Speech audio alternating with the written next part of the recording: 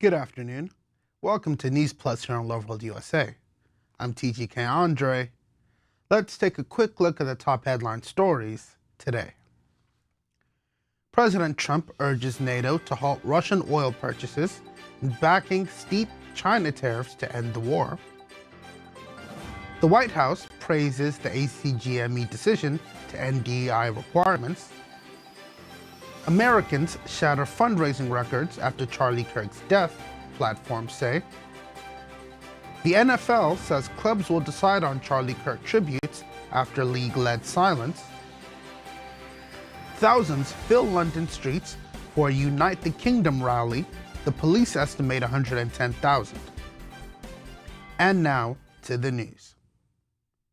President Donald Trump called on NATO allies to stop buying Russian oil and to back sweeping new sanctions on Moscow and tariffs of 50% to 100% on Chinese goods, arguing the measures would quickly force an end to Russia's war in Ukraine. In a Saturday Truth Social post, he said he has notified governments that he is ready to impose major sanctions on Russia and new tariffs on China once all NATO nations agree to take the same steps. Trump said continued Russian oil purchases by some NATO members weakened the alliance's leverage, calling the practice shocking. He added that tariffs on China should remain in place until the war concludes, asserting that such pressure would break Beijing's support for Moscow. "I am ready to go when you are," he wrote to allies. Several NATO countries still import Russian oil, including Turkey, Hungary, and Slovakia, according to the Center for Research on Energy and Clean Air. Russia launched its full-scale invasion of Ukraine on February 24, 2022. Trump also claimed the conflict would never have started if he were president, and cited weekly casualty figures without providing sourcing. The comments came as NATO members heightened vigilance after Russian drones entered Polish airspace during a mass strike on Ukraine. Trump said Friday he is running out of patience with Vladimir Putin fast after the Kremlin said negotiations were on pause, while noting he is pressed for talks and met multiple times this year with Ukrainian President Volodymyr Zelensky. Let's take a look. In a social media post, Trump called the oil buying by some NATO members shocking, saying it greatly weakens the alliance's negotiating position. Russian Federation, while attacking... His comments come just days after Russian drones violated Polish airspace, prompting NATO to launch a new Eastern Sentry deterrence program. Drone-type objects into Polish airspace. The remarks also follow last month's summit in Alaska between Trump and Vladimir Putin, which failed to achieve a breakthrough on ending the war. Several NATO members, including Turkey, Hungary, and Slovakia, continue to be major buyers of Russian oil after the invasion of Ukraine. Trump also repeated his claim that the conflict is Biden's and Zelensky's war and would not have occurred if he had been president when it began in early 2022. Whatever the intent. Again, this is something that we've discussed here on Loveworld USA, and we're seeing time and time again that NATO does not want to end this war. Part of the reason that tariffs were placed against Russian oil was to force Russia to come to the negotiating table. We've seen the president time and time again use different methods to try and strong-arm Russia, who again, people claimed during his first run and the second run that he was in Putin's pocket. But we've seen Trump time and time again, especially in the second administration, trying to use different tactics to bring Russia to the negotiating table.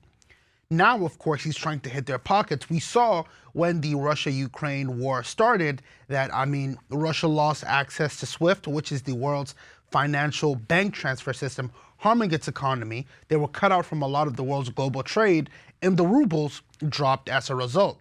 We're seeing Trump try the same strategy, but NATO, the same organization that claims to want peace, is still buying Russian oil, therefore hurting the embargo that Trump is trying to push. This is another demonstration that this war is not, again, necessarily a war between Ukraine and Russia, but it's more so a proxy war between NATO and Russia, with Ukraine as the staging ground. If this isn't proof of it, I'm not sure what else is. It's the same NATO that's trying to push their forces closer to Russia that's still buying oil from Russia because they need the oil. But it's not important enough to Ukraine, the country that they're trying to protect, the country that they're trying to add to NATO, that they stop supporting Russia by buying Russian oil? Think about it. Again, the truth is open and it's everywhere for those who are willing to look and those who are willing to reason uncomfortably. It's as simple as that. The White House welcomed the move by the Accreditation Council for Graduate Medical Education to retire diversity, equity, and inclusion requirements and close its DEI department. President Trump is protecting civil rights and restoring merit-based opportunity, Assistant Press Secretary Liz Huston said, calling DEI mandates demeaning and divisive. The ACGME said recent federal directives, including executive orders and a proposed Centers for Medicare and Medicaid Service rule, prohibit accrediting bodies from requiring or encouraging DEI initiatives. In alignment with those directives, the organization said it is retiring specific DEI accreditation standards, updating internal policies and procedures, and closing its Department of Diversity, Equity, and Inclusion. The ACGME, an independent nonprofit that sets and monitors standards for residency and fellowship programs, said it will assist stakeholders through the transition. The council added that its accreditation system will reflect the highest standards of medical education for all residents and fellows serving all patients, while complying with the current regulatory landscape. Huston said organizations following the new federal approach are making the right decision by redirecting resources toward individual dignity, hard work, and excellence. The administration framed the change as part of a broader shift to merit-based pathways in professional education. It's good to see the ACGME supporting the president's stance on DEI. I mean, we've seen time and time again during this administration that Trump has had to either go to court, make threats, or find different ways to finagle different institutions into supporting this DEI program. And again, for the viewers at home, when we say DEI, we mean it simply like this. Everybody should be judged based on their merits, not based on their skin color. Again, because it was the great late Martin Luther King Jr. who said that he has a dream that one day everyone will be based on the content of their heart and their character rather than their skin color. Of course, we're not denying the fact that for decades in America, African Americans, Asians, Hispanics, those of Latino origin, those who weren't part of the majority were discriminated against based on their skin color and their ethnicity, while they were qualified for those who are less qualified. But the fix to that is just to now set the standard and set the bar that, hey, the most qualified person gets the position, rather than having people of matching quality or somebody of a lower quality, but because of their record of discrimination, they now get the position over someone who's more qualified. It should simply be that, hey, if we see you, we know that because you were picked, you're qualified. Because there is no DI in place that may make somebody question your qualifications because you may have been picked because of your skin color. Simply by eliminating DI, we guarantee to anybody who views you that they can't call you an affirmative action hire, that they can't call you a DI hire, but they can only call you someone who was hired based on merit. And for someone who's worked so hard to get into those positions of being a resident or fellow, I think more than anything, that's what they would want. Americans donated millions of dollars within hours of Charlie Kirk's fatal shooting, with GiveSendGo reporting more than $2.8 million raised and calling one campaign a record for the fastest growth on its platform. Organizers said the funds support Kirk's wife and children and memorial efforts at Utah Valley University. GiveSendGo's leadership said the response reflected how supporters move quickly after tragedy and note the site's prayer feature alongside giving. The company said its role is to provide a safe, secure place for people to rally and that the outpouring of messages has matched the pace of donations. GoFundMe said multiple verified campaigns are raising money for Kirk's family and a permanent memorial, including efforts organized by Utah Valley University students and Turning Point USA chapter members. The company said it is verifying organizers and beneficiaries, reporting that verified fundraisers have passed $12,000 so far and emphasized a zero-tolerance policy for misuse with refunds if a campaign cannot be confirmed. Kirk, the founder of Turning Point USA, was shot on September 10th during a campus event and later died at a hospital. Utah officials and the FBI said a 22-year-old Utah resident, Tyler Robinson, is in custody. President Donald Trump publicly noted the arrest and said he hopes the suspect faces the death penalty if convicted. It's beautiful to see people band together in the face of tragedy. And make no mistake about it, that fatal shooting was a tragedy. So it's good to see people come together to give, because again, the Bible says that a ransom of a rich man is his treasures, and of course, where your treasures are, that's where your heart lies. So you can tell the people truly had their heart out for Charlie Kirk, an outstanding voice in today's generation who was willing to speak out against what was wrong, even at the cost of his own life. The NFL said Friday that individual teams will determine whether to hold tributes for Charlie Kirk during Sunday's games. A league statement noted that Thursday night's moment of silence before the Packers-Commanders game was a league decision, but added it's up to the clubs for this Sunday's games. The league framed the gesture alongside past moments of silence following tragedies at schools, houses of worship, and major international incidents, and referenced protocol changes since 2020. It also noted that Lift Every Voice and Sing has been performed at league events since 2020, including at this season's kickoff. Across sports, the Yankees and Cubs held moments of silence, and Major League Baseball asked clubs to follow a White House presidential proclamation to fly flags at half-staff throughout the weekend. The NHL, NBA, and WNBA have not issued official statements. The Carolina Panthers dismissed a communications staffer after posts questioning public grief over Kirk's killing surfaced on social media, saying the views did not represent the team and that it does not condone violence. Team and league decisions for Sunday will be announced by individual clubs. Again, it's simply freedom of expression. If the NFL clubs and NFL teams want to come out and, of course, publicly declare moments of silence or tributes or memorandums to Charlie Kirk, they can do so. Same in the MLB, they can do so as well. Of course, Charlie Kirk was a controversial figure, to say the least, in the United States, but he was a public figure, but not a political figure. So it's not a by force matter as to whether to celebrate him or to perform a tribute to him. But of course, it would be a very lovely gesture for somebody who truly, at the base root of it all, wanted the best for the United States in his heart. We will take a break, and when we return, more stories will follow.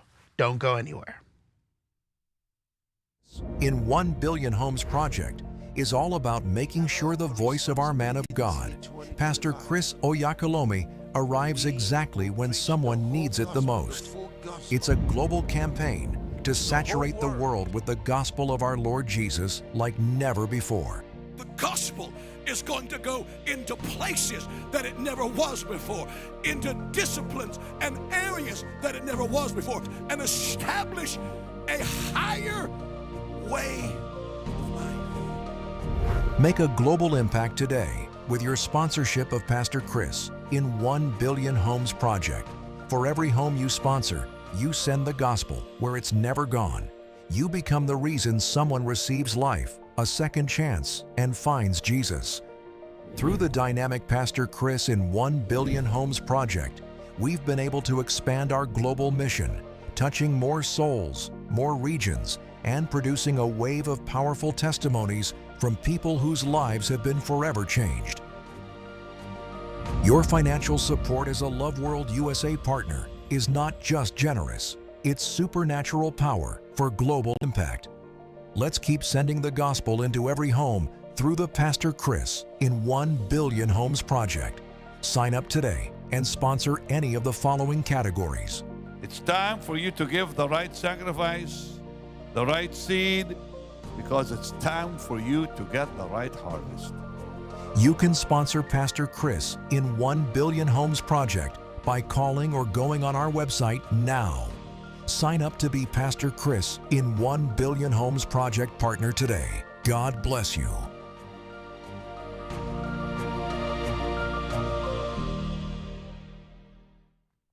More than 100,000 people marched in London earlier today at a Unite the Kingdom rally organized by activist Tommy Robinson, with police estimating the crowd at 110,000. A counter-protest of roughly 5,000 gathered under the March Against Fascism banner. More than 1,000 officers were deployed, and a buffer zone kept the groups apart near government buildings.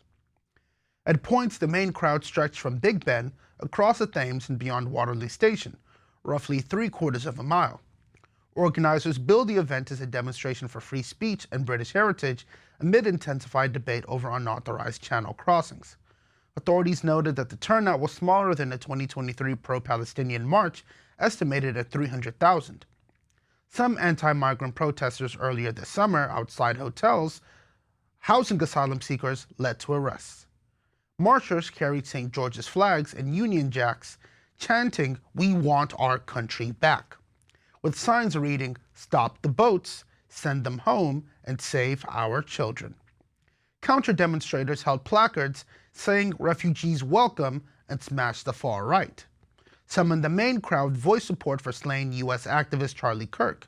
Utah officials have said a 22-year-old suspect, Tyler Robinson, is in custody in that case. Robinson, whose given name, Tommy Robinson, whose given name is Stephen Yaxley Lennon, and who founded the English Defense League, urged supporters not to wear masks, drink alcohol, or resort to violence. Watch this. Here in the UK, because this is the scene from the helicopter over central London. Thousands of people have descended on the capital for a rally being organised by the activist Tommy Robinson. Meanwhile, there is also a counter-protest, but as you can see, quite a large crowd has turned up there in central London, waving St George's flags, the Union flag. This is part of a march, a rally, as I say, to effectively what they would see rally people in support of the United Kingdom. It's been described as a free speech festival. We're expecting to hear from Jordan Peterson and Katie Hopkins, but there is also a counter-protest march against fascism and stand up to racism. I'll say it. It's good to see people exercising their freedom of speech rights, whether that's in the United States, whether that's in the United Kingdom, whether it's anywhere. Of course, with the controversial and the truly tragic shooting that happened, we had a lot of people question whether Charlie Kirk deserved it. But the foremost part about it is that in the United States, and how it should be all across the world, you have to be granted the ability to speak freely. There's a quote that comes from the military that goes that, "I may not believe in what you say, but I will die defending your ability to say it." And that's exactly how it has to be. So even if you don't believe in Tommy Robinson's March for the United Kingdom, you still have to, again, support his ability to hold a peaceful protest. Of course, Tommy Robinson isn't without his fair share of controversy, but again, you have to understand the mindset that these people are coming from. And it's the lack of compromise, and it's the lack of even trying to find understanding that leads to situations where 110,000 people would gather on a lovely Saturday morning to protest.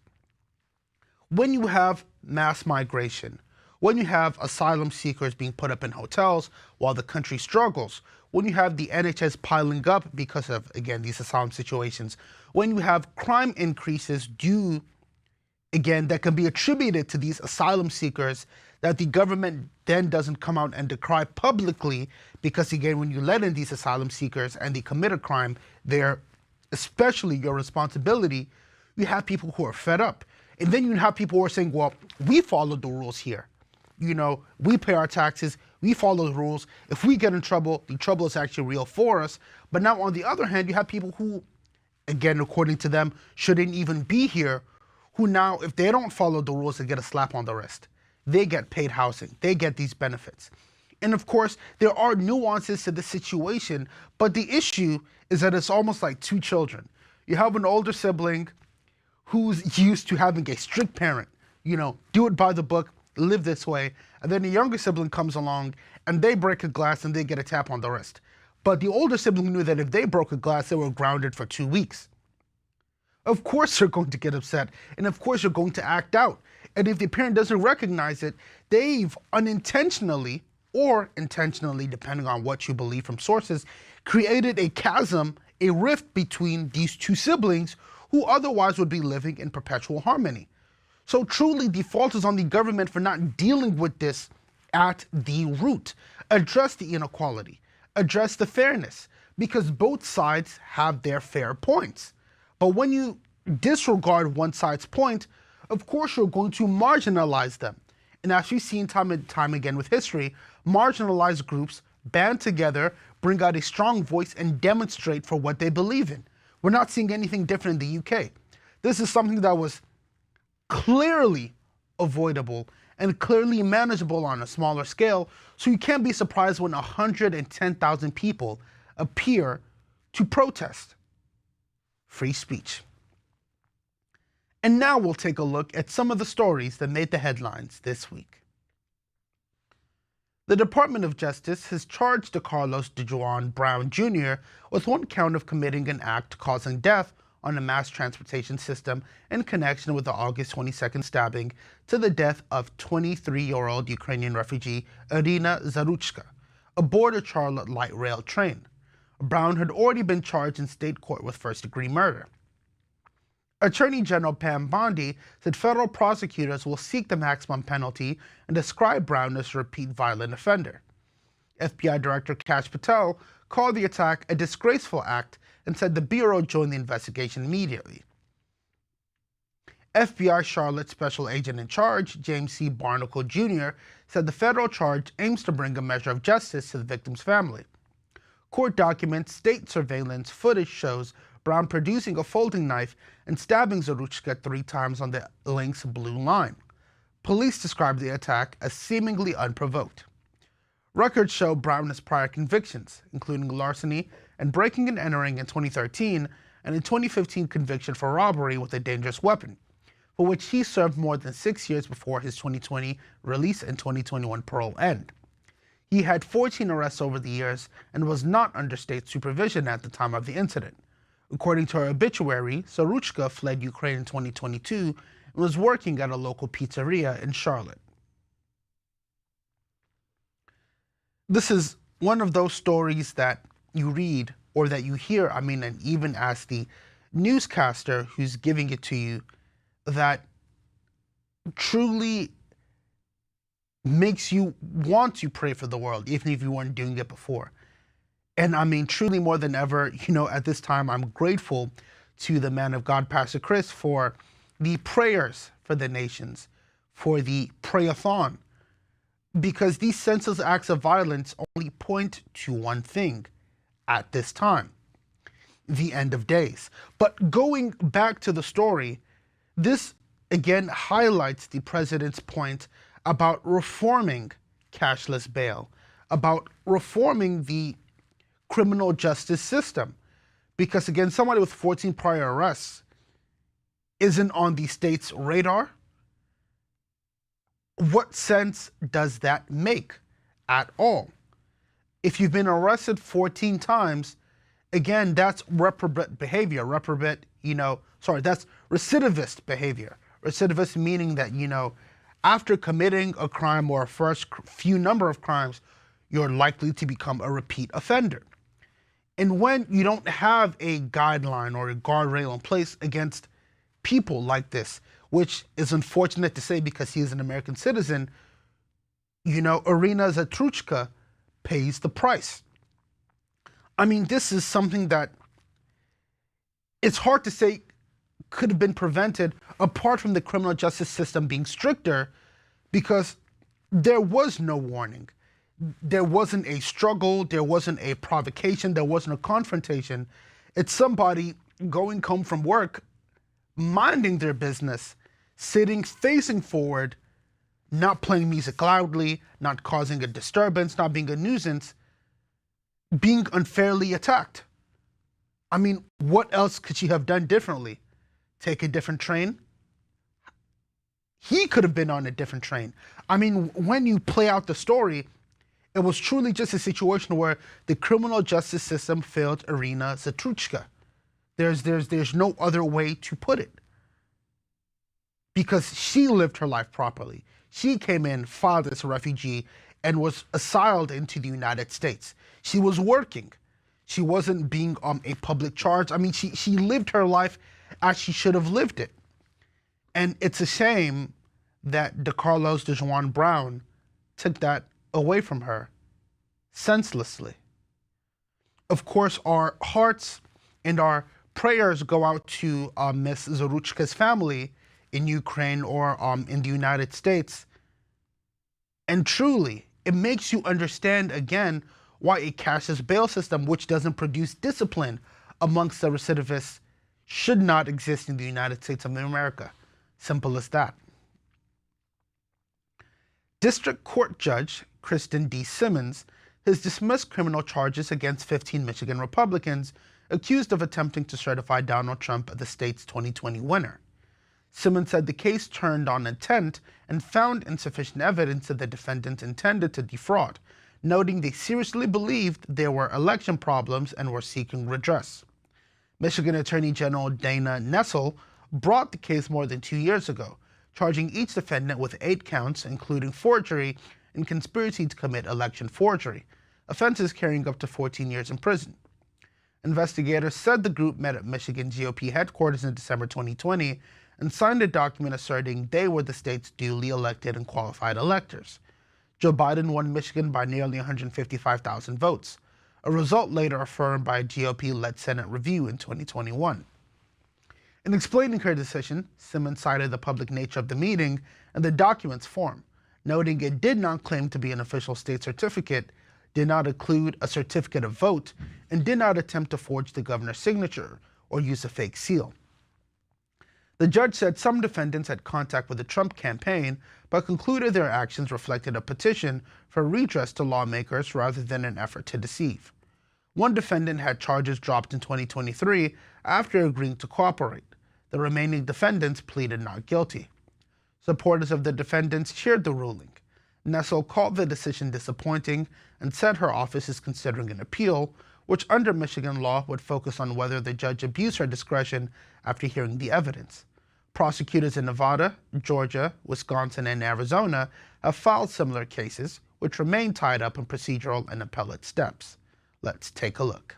Talking about 16 people who conspired to nullify the votes of the other 2,649,851 voters who happened to disagree with them.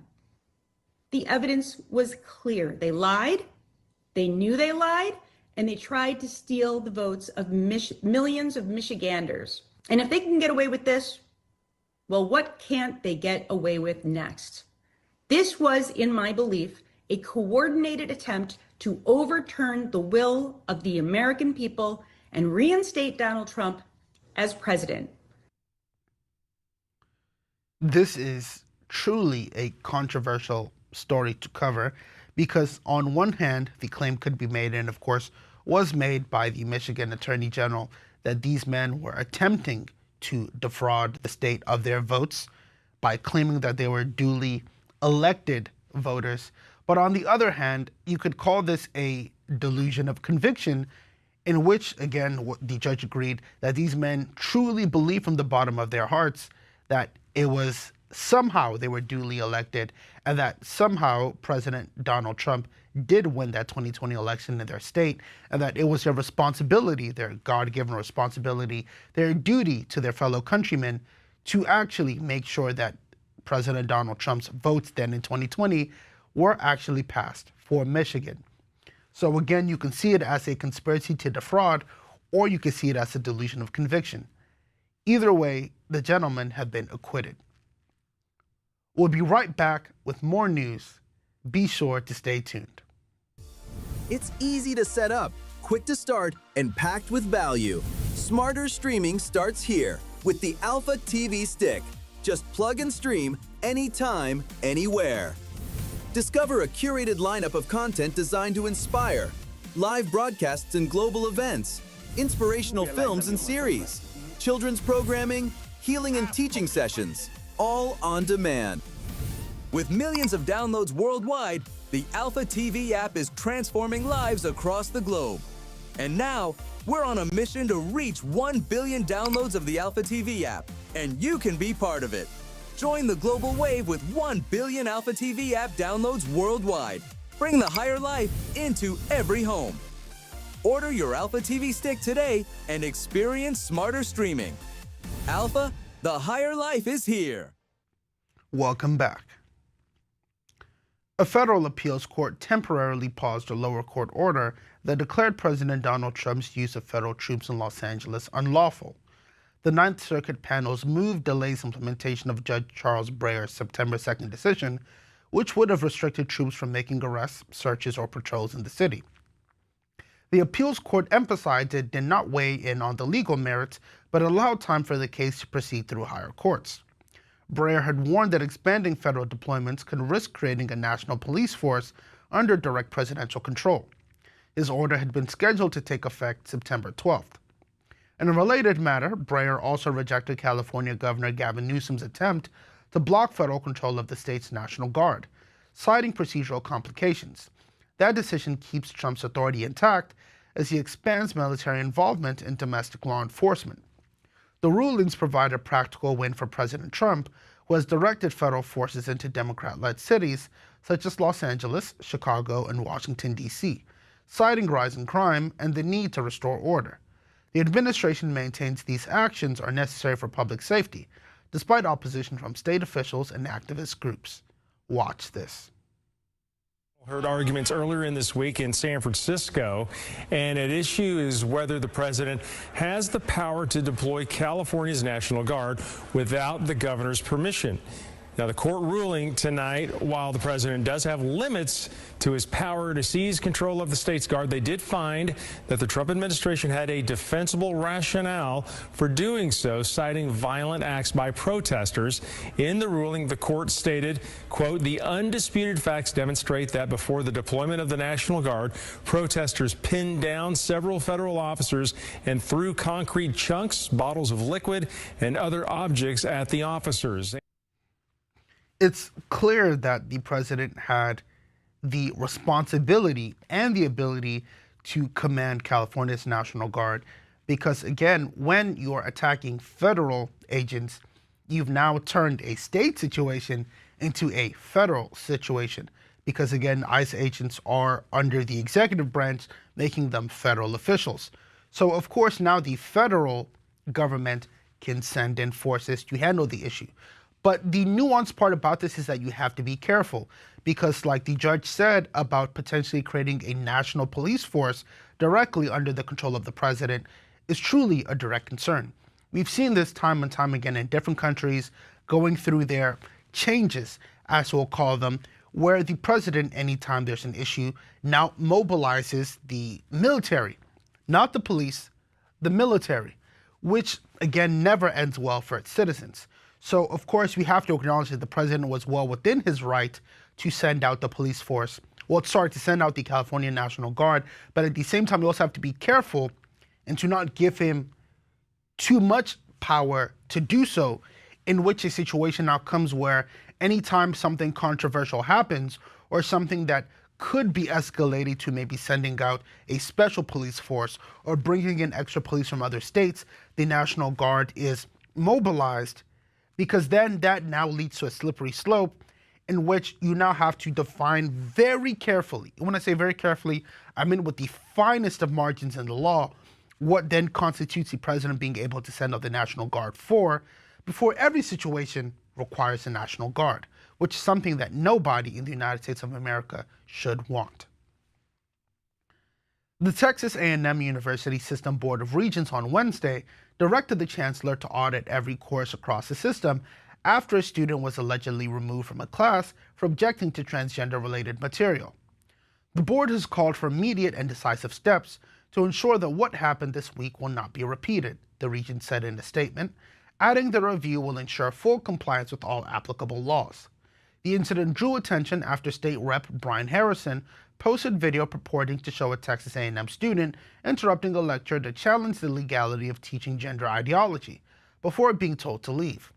In a letter to Governor Greg Abbott, Harrison alleged the class included gender unicorn materials and other content he characterized as indoctrination.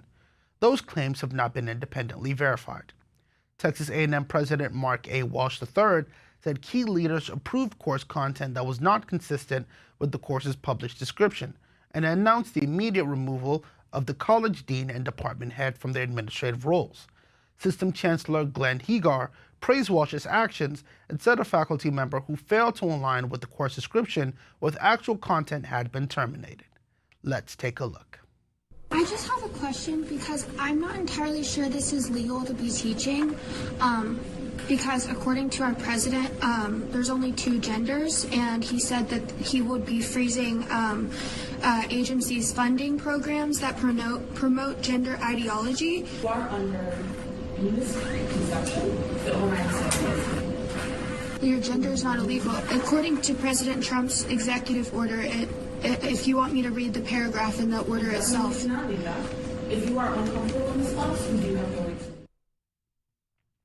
It's good on the student for speaking up for what she believes and what she knows is right. And of course, that was affirmed by the Texas A&M Chancellor because, again, it's important for students to know their rights. It's important for people who are under authority to understand the limits of authority and what authority owes them.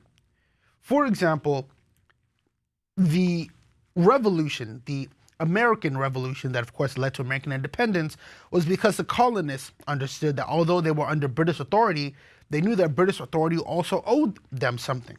Representation, because they were being taxed without representation. They were having tariffs placed on them without even being able to vote for those tariffs, of course, in British Parliament. So that's an example of people who are under authority, but also understood their rights and the responsibility of that authority towards them. John Locke, of course, in his treatise on society and government, states that, individuals give up a certain amount of freedom to their government in response, in return for something. So you're not just governed for no reason. The government has a duty to its people. In the same sense, Texas A&M, as the authority over that student, have a duty to the student.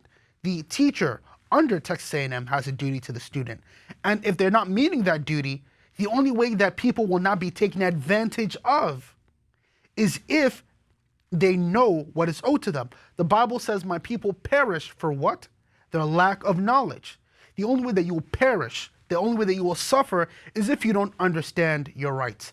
This is something that's covered by the man of God in the legal and vital aspects of Christ. There are legal aspects, and of course I want to segue back to the topic, but it's very important now more than ever, especially with what we saw during COVID, that people understand their rights. Because it's those who don't understand their rights who won't understand what's being taken away from them until it's too late. And then they'll be asking, well, we didn't know, or they'll be claiming we didn't know. But it's nobody's job to tell you, because why would those who want to take away your rights tell you what they are, when they could simply take it away from you without you even knowing in the first place? It's like an heir having money in the bank without anybody ever telling him, because somebody knows that if they don't use the money and claim the money by a certain date, they can go ahead and take the money themselves. So people, just like that student, know your rights, stand up for your rights, and fight for what is right, even if it does end up getting you kicked out of class. Because at the end of the day, when you're right about your rights, you're right to fight for your rights. Former Vice President Kamala Harris has admitted in her upcoming book that Joe Biden became tired as president, but rejected claims of a coordinated effort to hide his decline. In excerpts from 107 Days, published by The Atlantic, Harris insisted there was no big conspiracy in the White House, though she conceded Biden's age was visible in his stumbles and poor debate performance. Harris described Biden as smart and experienced, but acknowledged his age showed after demanding travel schedules. She argued the public misinterpreted his struggles as incapacity, saying she would have spoken up if she believed he was unfit for office. Harris also attempted to contrast Biden with President Donald Trump, dismissing concerns about Biden's mental sharpness. Beyond Biden's condition, Harris criticized the treatment she received from the Biden administration.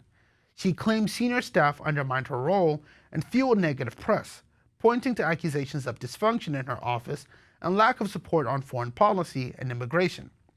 According to Harris, aides feared her success would overshadow Biden despite concerns over his ability to serve. Harris further argued that Democrats should have been more forceful in discouraging Biden from running for re-election, calling it reckless to leave the decision to him and his wife, Jill Biden. She claimed the party prioritized loyalty to Biden over responsibility to the country, framing his candidacy as a mistake that weakened Democrats ahead of the 2024 election. And folks, here you have it. We'd covered this weeks ago when reports first came out that Kamala and of course her team would be trying to distance herself from the Biden administration.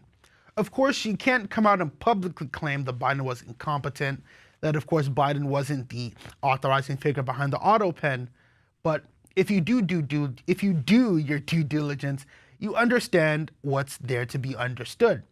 But with this, she bureaucratically, politically maneuvers what would otherwise be a controversial topic, claiming that he was tired due to travel schedules and his age, not that he was just mentally incompetent to run the United States of America, because of course you can't politically throw a former president under the bus and hope to have any political career after, unless you're on the other side.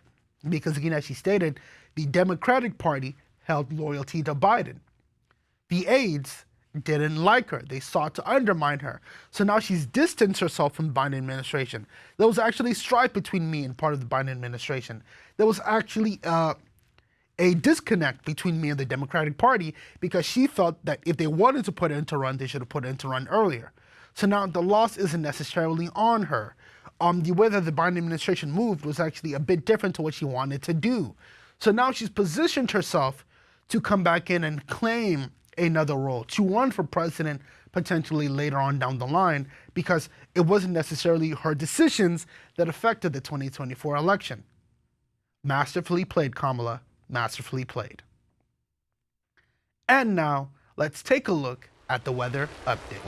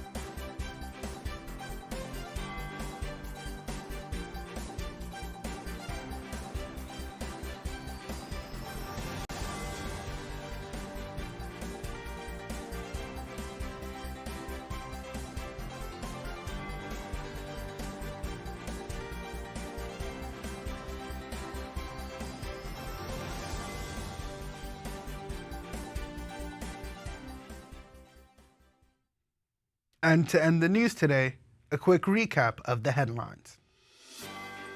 President Trump urges NATO to halt Russian oil purchases, backs stiff China tariffs to end the war. The White House praises the ACGME's decision to end DEI requirements. Americans shatter fundraising records after Charlie Kirk's death, platforms say. The NFL says clubs will decide on Charlie Kirk tributes after league-led silence. And thousands fill London streets for Unite the Kingdom rally. The police estimate 110,000 in attendance. And that's the News Plus for today. Remember to join us at the same time tomorrow for more. I'm TGK Andre. Good day and God bless you.